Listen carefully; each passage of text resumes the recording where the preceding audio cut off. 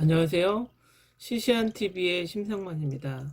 오늘 제가 다룰 주제는요, SNS 상에 저희가 이제 카톡이라든가 아니면 페이스북, 카카오 스토리, SNS 상에 가짜 뉴스를 유포하고 있는 기독교 그리고 보수 유튜버들에 대한 이야기를 한번 해볼까 해서 이 동영상을 찍고 있습니다.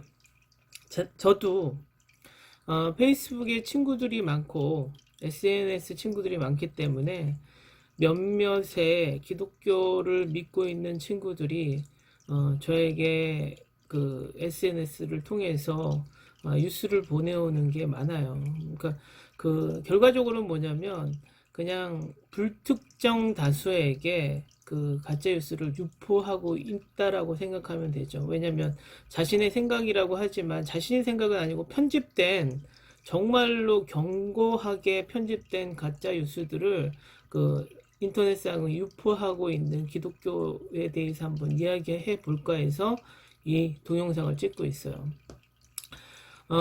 미국과 지금 이 현상을 보면 예전에 1, 2차 세계대전 때 그 소련과 그 미국과 독일과 여러 정치 집단 사이에 벌어졌던 스파이 전쟁처럼 진짜 곳곳에서 미국에서 일본에서 대한민국뿐만 아니고 여러 나라에서 지금 이 가짜 뉴스를 유포하고 있는 상황이라 정말 심각한 문제라고 생각할 수밖에 없어요.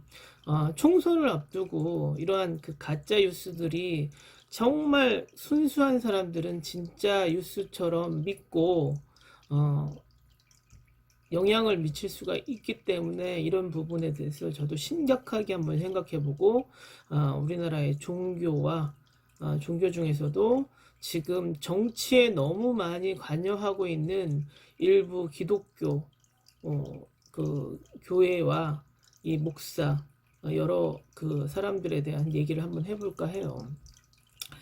제가 이제 종교 얘기를 한번 하면 예전에 어, 제가 이제 심심할 때 아이들이 이제 지루해 할 때 하는 강의가 조금 있었어요. 이제 어떻게 해서 종교가 태어났는지에 대해서 한번 얘기를 하고 저의 종교관을 먼저 한 다음에 그 이야기를 펼치는 게 맞을 것 같아서 한번 제가 얘기를 할게요.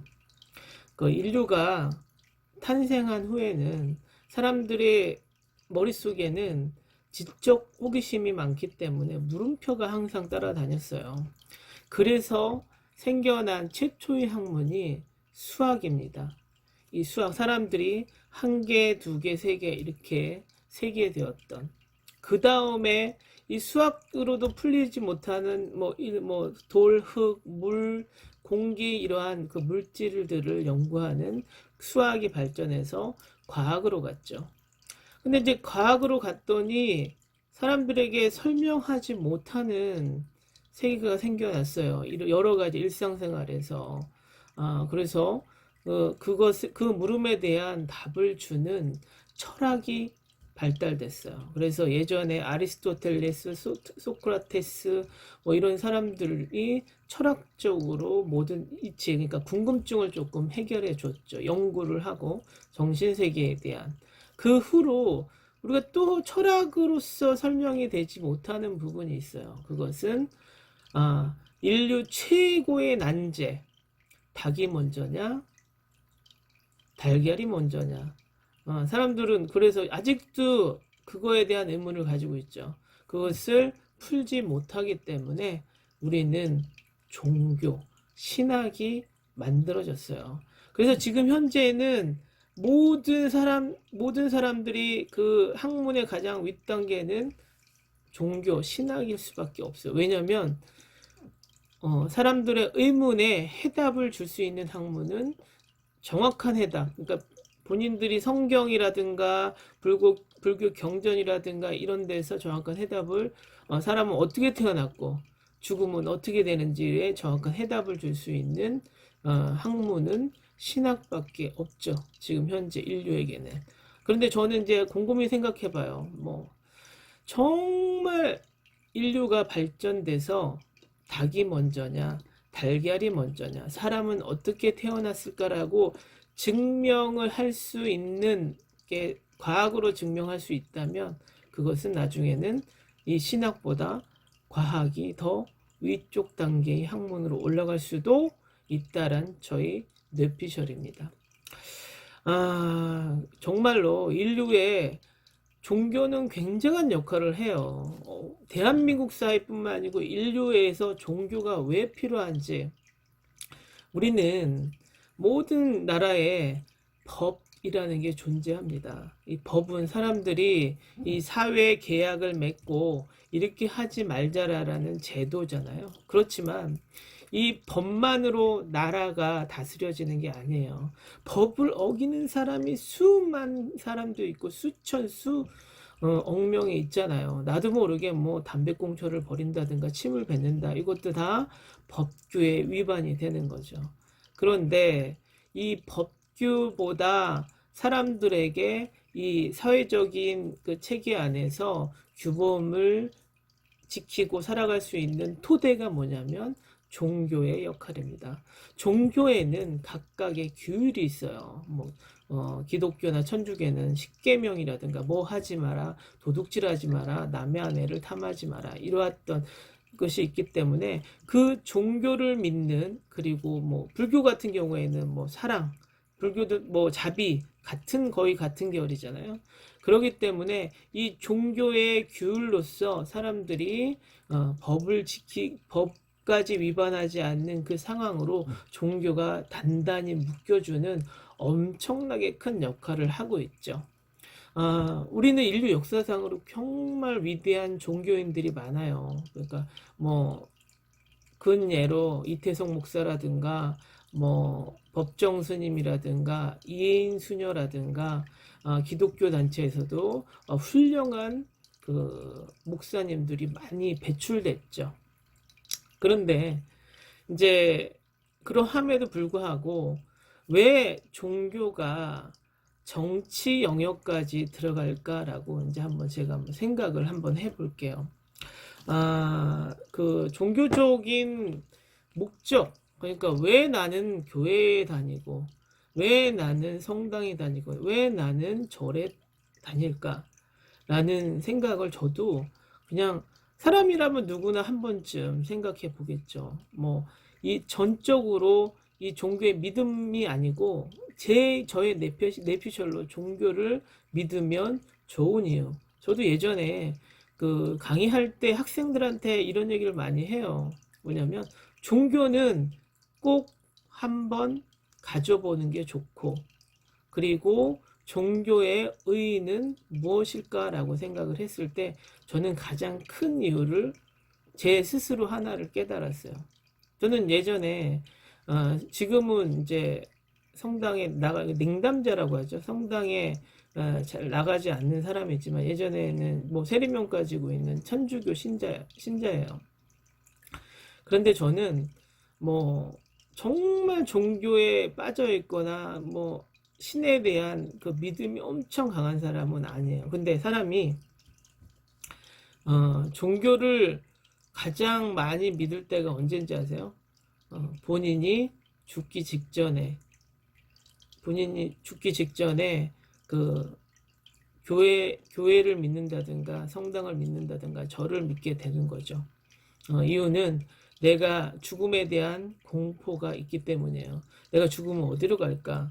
내가 이걸 믿지 않아서 내가 잘못되면 어떨까라는 공포심에 죽기 전에 뭐 세례를 받는다든가 아니면 절을 믿는다든가 이러한 경향이 여럿 있어요. 근데 저는 그렇게 생각해요. 종교라는 것은 내 마음의 안식을 얻기 위한 거다라고 생각을 해요. 제가 이제 성당에 나가서 가만히 그 일주일에 한 번씩 예전에 성당에 나가서 이제 앉아서 이 목사님이 아닌 그 신부님의 설교를 듣고 있다 보면 어쩔 때는 그 설교를 하나도 듣지 않고 있어요. 제가 그냥 앉아서 그거에 대해 앉아가지고 그 행사에 대한 것만 따라가고 있어요. 근데 제가 곰곰이 생각을 했더니 성당에 나가니까 저희 스승도 있고 이 사회에 많은 저명한 사람도 많이 앉아 있고 그 지역사회에 이런 거 보면 저 사람들은 정말 그 나이도 많고 그리고 뭐 지식도 많은 사람들이 이 교회나 성당에 나와 있는 이유는 무엇일까라고 생각하면 순전히 믿음일까라고 생각하다가 제가 하나 깨달은 게 있어요. 그건 뭐냐면 자기 반성이에요.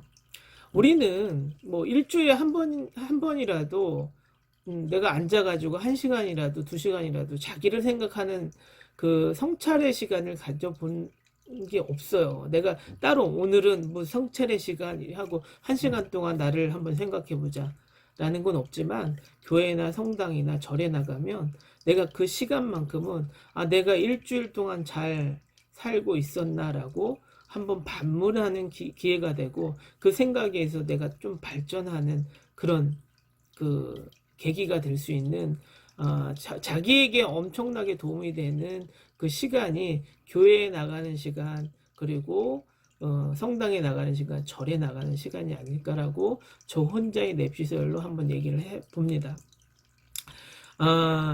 근데 보면 종교라는 곳에 너무 빠져서 요즘 사회 문제가 굉장히 많잖아요.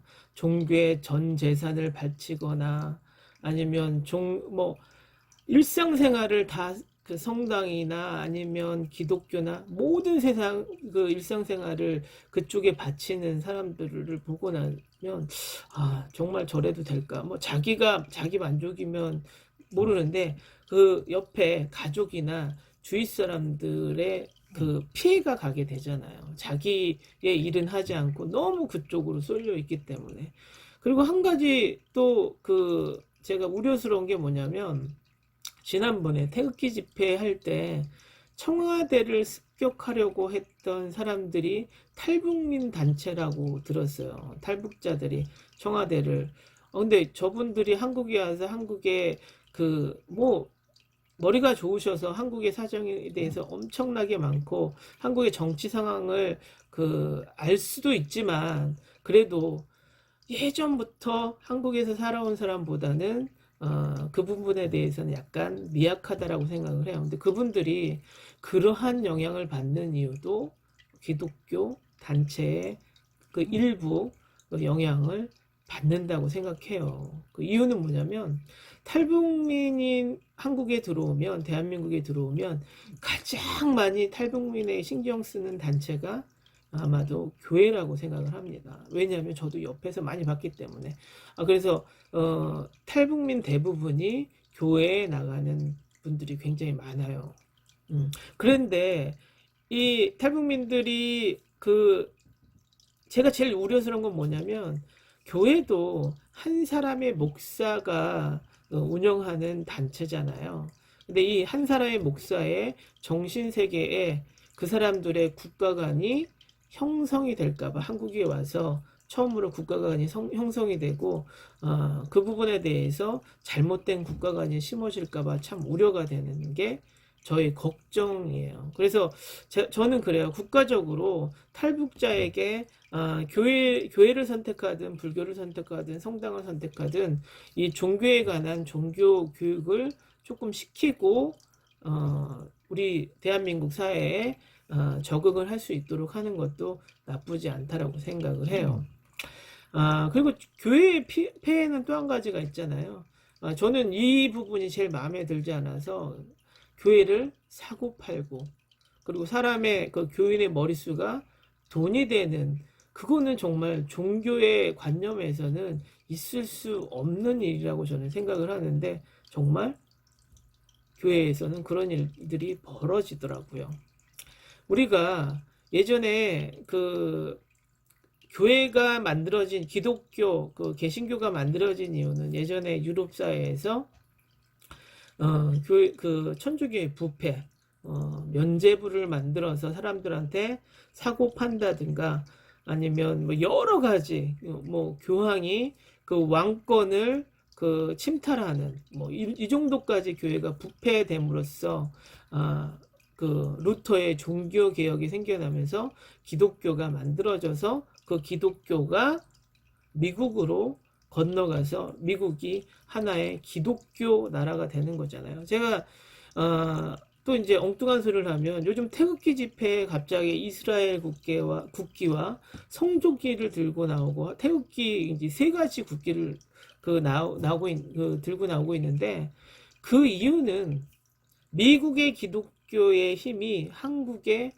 기독교의 힘으로 비춰졌다라고 생각되기 때문이에요. 그러니까 우리나라가 미국의 식민지인가? 이스라엘의 식민지야?